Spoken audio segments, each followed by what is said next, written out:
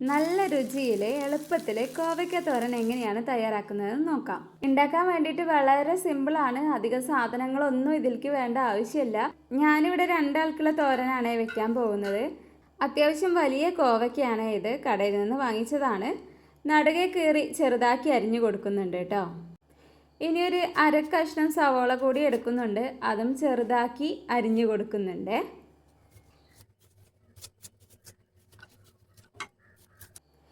ഇനി എരിവിനാവശ്യമായ പച്ചമുളക് കൂടി ചേർത്ത് കൊടുക്കാൻ ഞാൻ ഇവിടെ 2 എണ്ണമാണ് എടുത്തിട്ടുള്ളത്. ഇതിന് തന്നെ അത്യാവശ്യം എരിവുണ്ട്. അടുപ്പ് കത്തിച്ച് ചട്ടി വെച്ച് കൊടുക്കാം. അല്പം വെളിച്ചെണ്ണ കൂടി ചേർത്ത് കൊടുക്കുന്നുണ്ട്. ഓയിൽ ചേർക്കുന്നതിനേക്കാളും നല്ലത് വെളിച്ചെണ്ണ ചേർക്കുന്നതാവും. കുറച്ച് കടുക് കൂടി ചേർത്ത് കൊടുക്കുന്നുണ്ട് കേട്ടോ. ഇനി നേരത്തെ അരിഞ്ഞു വെച്ച കോവയ്ക്കയും പച്ചമുളകും സവോളയും കൂടി ഇതിലേക്ക് ഇട്ട് കൊടുക്കാം.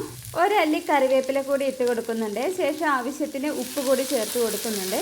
ഇനി നമുക്ക് ഇതിലേക്ക് മഞ്ഞൾപ്പൊടി കൂടി ചേർത്ത് കൊടുക്കാം. എന്നിട്ട് നന്നായിട്ടൊന്ന് മിക്സ് ചെയ്തെടുക്കാം കേട്ടോ.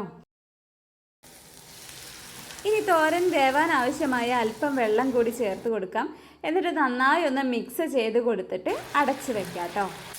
വെള്ളം പെട്ടെന്ന് തന്നെ വറ്റും. അതുകൊണ്ട് ഇടയ്ക്ക് ഒന്ന് ഇളക്കി കൊടുക്കാൻ മറക്കരുത് കേട്ടോ. ഇനി ഇതിലേക്ക് ചിരകി വെച്ച് അല്പം നാളികേരം കൂടി ചേർത്ത് കൊടുക്കാം. നാളികേരം എല്ലാ ഭാഗത്തും എത്തുന്ന വിധം നന്നായിട്ടൊന്ന് മിക്സ് ചെയ്തെടുക്കാം. എന്നിട്ട് ഒന്നുകൂടി കുറച്ച് നേരം ഒന്ന് അടച്ച് വെച്ച് വേവിക്കാം കേട്ടോ.